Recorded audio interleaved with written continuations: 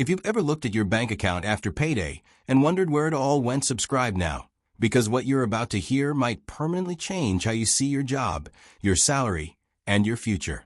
At 2:17 a.m., Daniel was staring at his phone in the dark. The glow from his banking app lit up his face. Salary deposited, rent deducted, car payment scheduled, student loans pending, credit card balance due in 5 days. After taxes and automatic withdrawals, the number sitting in his account was smaller than it had been 3 years ago, even though his salary had increased by $18,000 since then. He worked for a respected tech company in Chicago. Good benefits, decent title, annual raises. His parents told everyone how proud they were. On paper, Daniel was doing everything right. So why did it feel like he was sprinting on a treadmill that kept speeding up? He wasn't alone.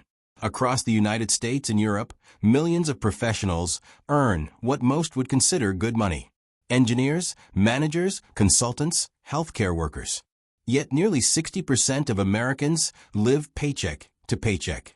In the UK, household debt continues to climb despite rising incomes. In major cities like New York, London, Toronto, Berlin, six-figure earners quietly carry credit card balances they can't fully pay off. The problem isn't always income. It's structure. Daniel believed what most people believe. Earn more and your problems disappear. That belief shaped every decision he made. When he got his first raise, he upgraded apartments. When he got promoted, he upgraded his car. When his bonus hit, he booked a vacation to reward himself. It felt deserved, logical, even responsible. But no one ever taught him about lifestyle inflation, the invisible expansion of expenses that grows to match every increase in income. No one told him that banks design credit systems, assuming he will earn more next year. No one explained that corporations structure compensation in a way that keeps him dependent on the next raise. Daniel thought his salary was freedom. It was actually a leash, just long enough to feel independent, but short enough to keep him running. The illusion works because it feels safe. A steady paycheck, employer-sponsor health insurance, retirement contributions deducted automatically, predictability, security. But security can be expensive. Every 2 weeks, Daniel traded 80 hours of his life for a number that never truly accumulated. After taxes, inflation, rising rent, subscription services, insurance premiums, and quiet price increases on everyday goods, his good salary barely moved him forward. Inflation averaged 3 to 4% annually over time. Some years, it spiked much higher. That means if his salary didn't outpace inflation significantly, his purchasing power was shrinking, even if the number on his paycheck was bigger. He wasn't getting richer. He was staying in place. And staying in place over decades is financial quicksand. One Friday afternoon, Daniel met his college friend Marcus for coffee. Marcus had left a stable corporate job 5 years earlier. Everyone thought he was reckless. No pension plan, no guaranteed income, no company safety net. Now Marcus owned a small digital marketing agency. Nothing flashy. 10 employees. Recurring clients. Predictable cash flow. Daniel asked the question that had been sitting in his chest for months. How did you know it was time to leave? Marcus smiled, not arrogantly, calmly. I didn't leave because I hated my job, he said. I left because I realized I was building someone else's asset, not my own. That sentence hit harder than Daniel expected. Every late night, every stressful deadline, every performance review, all of it increased the company's valuation, the shareholders' wealth, the executives' bonuses. His raise? A fraction of the value he helped create. Marcus continued, a salary is a transaction. Ownership is leverage. Daniel nodded, but he didn't fully understand. Leverage sounded risky. Ownership sounded uncertain. Salary sounded stable. But then Marcus asked a question Daniel couldn't shake. If you stopped working tomorrow, how long would your income continue? Daniel knew the answer. 0. His income existed only if he showed up. Marcus's income, on the other hand, flowed from client contracts, systems, and a team. Even when he took 2 weeks off, revenue still came in. Not perfectly, not effortlessly, but independently. That night, Daniel couldn't sleep. He opened his laptop and calculated how much he had saved after 10 years of full-time work. It wasn't embarrassing. It was average, which terrified him more. Because average over 40 years leads to predictable outcomes. A mortgage paid off just before retirement. A 401k vulnerable to market swings, Social Security uncertainties, and a lifestyle dependent on careful budgeting. He had followed the blueprint perfectly. Study hard. Get a good job. Climb the ladder. Increase salary. Save modestly. Retire at 65. But no one had ever shown him the math behind the blueprint. If his expenses rose with every promotion, his freedom date never moved closer. If his identity was tied to employment, fear would control every major decision. If he believed risk meant instability, he would avoid the very actions that create wealth. The next week, Daniel sat in a quarterly town hall meeting. The CEO announced record profits. Applause filled the room. Stock prices were up. Shareholders were thrilled. Daniel calculated what his annual raise would likely be. 3%. After inflation, that was almost nothing. That was the moment something shifted. He wasn't angry. He was aware. The system wasn't evil.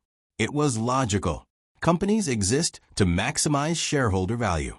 Banks exist to lend money profitably. Consumer brands exist to increase spending. But nowhere in that structure was there a primary objective to make Daniel wealthy. He had assumed alignment where there was none. The salary illusion isn't that salaries are bad. It's that they're complete. They feel like the final step. In reality, they are the starting line. Daniel began noticing patterns everywhere. Colleagues celebrating promotions while quietly refinancing debt. Friends earning more but stressed more. Professionals afraid to negotiate, afraid to pivot, afraid to start anything uncertain because they couldn't risk losing stability. Stability had become a psychological cage. The more he observed, the clearer it became. Most people don't stay broke because they lack intelligence or opportunity. They stay broke because they optimize for income instead of assets. Income requires presence. Assets create leverage. Income is taxed immediately. Assets, when structured wisely, can grow, compound, and be taxed differently over time. Income stops when you stop. Assets can continue. Daniel wasn't broke, but he wasn't building freedom either. And for the first time in his life, he realized something unsettling. He had been trained by school, by media, by well-meaning parents to pursue security over ownership, to value titles over equity, to chase raises instead of residual income. The salary illusion had done its job perfectly. It kept him comfortable enough not to question it. But the real reason most people stay broke isn't because they don't earn enough. It's because they were never taught the difference between making money and building wealth. Daniel didn't quit his job. That would have been dramatic, emotional, impulsive. Instead, he did something far more dangerous. He started paying attention. On his commute the next morning, he looked around the train carriage differently. Dozens of professionals in tailored coats, AirPods in, scrolling through emails before 8 a.m. The carriage wasn't filled with poor people. It was filled with earners, high earners. But earning, Daniel was beginning to understand, was not the same as owning. He opened his notes app and wrote a single question. Who owns the system I work inside? The answer was obvious. Shareholders, founders, investors, executives with equity packages, not employees. Employees operated the machine. Owners benefited from the machine. That distinction sounds simple, but psychologically it's enormous. Daniel started reviewing his company's annual report. Revenue had grown steadily over the past 5 years. Profit margins had expanded. The stock price had more than doubled. He calculated something quietly. If he had invested aggressively in the company's stock instead of upgrading apartments 3 years earlier, his net worth would look very different today. The realization wasn't regret. It was clarity. Wealth wasn't hiding. It was just flowing in a direction he had never been taught to follow. A few weeks later, Marcus invited him to a small dinner with other business owners. Nothing glamorous. Just a private room in a modest restaurant downtown. 8 people around a table. Founders, operators, investors. Daniel felt out of place at first. He expected arrogance, flashy watches, loud conversations about luxury cars. Instead, he heard calm discussions about cash flow, margins, recurring revenue, tax efficiency, and long-term positioning. One woman at the table, Elena, owned a chain of specialized cleaning services across 3 states. Not sexy, not viral, but consistent. She said something that stayed with Daniel. Most people trade time for money. I trade systems for money. Daniel leaned forward. What do you mean? She explained that when she first started, she cleaned houses herself. Long days, exhausting work, low margins. But once I documented every process, hired and trained properly, and standardized pricing, I stopped being the worker. I became the architect. Now her company generated income whether she was physically present or not. She still worked, but she wasn't required for every dollar earned. That was leverage. Leverage wasn't about working harder. It was about separating effort from income. Daniel went home and couldn't stop thinking about it. His salary required his presence. Every meeting, every report, every performance review. If he disappeared, his income stopped. He began mapping the difference in his notebook. Employees, linear income, high tax exposure, limited upside, dependence on employer decisions. Owners, non-linear income, potential tax advantages, scalable upside, control over decisions. It wasn't about morality. It was structure. Daniel realized something else that made him uncomfortable. He had been conditioned to fear ownership. School trained him to follow instructions, meet deadlines, avoid mistakes. Corporate culture rewarded compliance and consistency. Risk was framed as instability. But wealth required measured risk. Not gambling. Not recklessness. Calculated exposure. He looked at his finances honestly for the first time. Car payment eating 12% of his monthly income. Subscriptions he barely used. Dining out justified as stress relief. A closet full of status purchases meant to signal progress. Lifestyle inflation wasn't accidental. It was psychological. Every upgrade reinforced identity. A better apartment meant he was moving up. A newer car meant he was successful. Vacations meant he was rewarding himself. But none of it built assets. It built appearance. Daniel started studying how wealthy individuals structure their money. They didn't rush to upgrade consumption with every income increase. They expanded ownership first. Stocks, businesses, real estate, intellectual property, partnerships, assets that produced cash flow. He also learned something critical. The wealthy weren't immune to risk. They simply understood it differently. Employees fear losing income. Owners fear losing opportunity. That subtle shift changes behavior entirely. During the next economic downturn, Daniel noticed something fascinating. Colleagues panicked about layoffs. Rumors spread. Slack channels buzzed with anxiety. Meanwhile, Marcus was quietly acquiring a struggling competitor's client list at a discount. Same economy, different positioning. One group feared contraction. The other saw leverage. Daniel realized time was the real dividing line. Employees think in pay cycles. Owners think in decades. Employees focus on next month's expenses. Owners focus on long-term cash flow streams. The difference compounds. He opened a spreadsheet and ran a projection. If he invested $1,500 per month consistently into diversified assets, earning a conservative average return over 20 years, the result was staggering compared to keeping that same money tied up in depreciating liabilities. The math wasn't mysterious. It was discipline. But discipline requires identity change. Daniel understood now that the system didn't trap people physically. It trained them mentally. The safe job myth wasn't about deception. It was about incomplete education. Jobs are safe for income. They are not safe for wealth creation. And yet society celebrates the former far more than the latter. At a family gathering, Daniel mentioned he was exploring building a small online consulting offer on the side. Nothing radical, just packaging skills he already used daily. The reaction was immediate. Why would you risk your stable job? You're doing so well. Focus on climbing the ladder. Their concern came from love, but it also revealed something deeper. Most people equate deviation with danger. They equate entrepreneurship with instability. They equate ownership with stress, because they have never seen it modeled differently. Daniel didn't quit. He didn't announce anything publicly. He just started reallocating. Less consumption, more investment, less status spending, more skill monetization. He built a small digital product on weekends. Modest revenue at first. A few $100s. Then a few thousand over several months. It wasn't life-changing money, but it was psychologically life-changing income. For the first time, he earned money that wasn't directly tied to hours logged in an office. The amount didn't matter. The proof did. Ownership, even small, changed how he viewed his salary.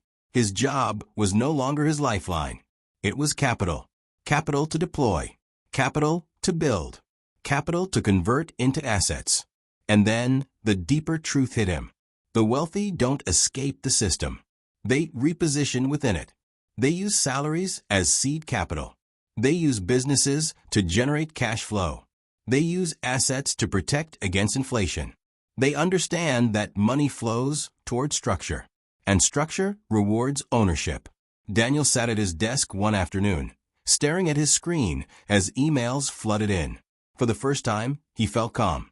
Not because he had escaped, but because he had seen behind the curtain. The divide wasn't talent. It wasn't luck. It wasn't even income level. It was awareness. But awareness creates responsibility, and responsibility forces a decision. Would he continue optimizing for comfort, or would he step into calculated ownership with uncertainty, discipline, and long-term thinking? Because now he understood something irreversible. Most people don't stay broke because they lack opportunity. They stay broke because they never crossed the ownership line. And once you see that line, you can't unsee it. Daniel didn't wake up rich. There was no dramatic resignation, no viral startup launch, no overnight transformation. What changed was quieter, more dangerous. He stopped thinking like an employee. And that shift began altering everything. 6 months after that dinner with Marcus, Daniel's life looked almost identical from the outside. Same apartment, same office badge, same morning commute.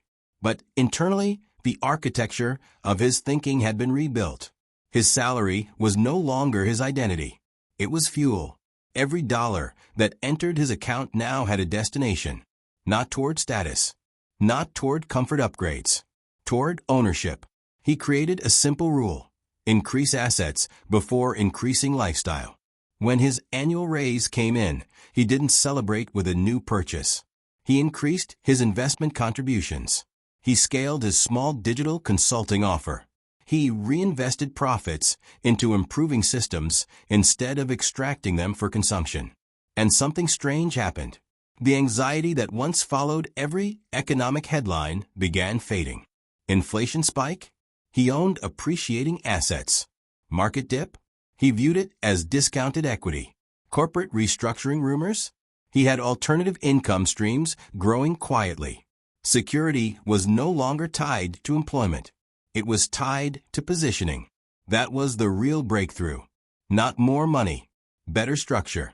Around this time, Daniel noticed a shift in how he evaluated opportunities. Before, he would ask, "Is this safe?" Now he asked, "Does this build leverage?" The difference changed his decisions entirely. He stopped obsessing over salary comparisons with colleagues. Instead, he compared asset accumulation rates. He tracked net worth growth rather than paycheck size. And slowly, almost invisibly, momentum built. His side income began covering his car payment. A year later, it covered his rent. 2 years in, it matched nearly 40% of his salary. He didn't rush to quit. That wasn't the goal. The goal was optionality. And optionality is power. Meanwhile, some of his colleagues had received bigger promotions. larger bonuses, higher titles. Yet they also had larger mortgages, private school tuition, new luxury car leases, higher lifestyle overhead. Their incomes grew. So did their obligations. Daniel understood something now that most people never confront. Debt isn't just financial. It's psychological. When your monthly expenses demand your compliance, your courage shrinks. Risk becomes terrifying. Opportunity feels dangerous. Freedom feels irresponsible. But when your asset base begins covering your essentials, your posture changes. You negotiate differently. You think differently. You walk differently. One afternoon, Daniel was called into a strategy meeting. Budget cuts were coming. Leadership hinted at restructuring. 2 years earlier, his stomach would have tightened. This time, he listened calmly. If he stayed, he'd continue building capital. If he left, he had runway. For the first time in his career, he realized something profound. The company needed him more than he needed the company. That realization wasn't arrogance. It was leverage. And leverage changes behavior on both sides of the table. Outside the office, Daniel's understanding of money had matured. Wealth wasn't flashy. It was boring, consistent, structured. He studied how high-net-worth individuals thought about capital allocation. They prioritized cash-flowing assets. They diversified intelligently. They avoided emotional spending disguised as reward. They didn't chase every opportunity. They built durable ones. He also confronted a hard truth. For years, he had subconsciously equated struggle with virtue. Working long hours meant he was responsible. Feeling stressed meant he was ambitious. Exhaustion meant he was progressing. But none of those emotions guaranteed wealth. They guaranteed effort.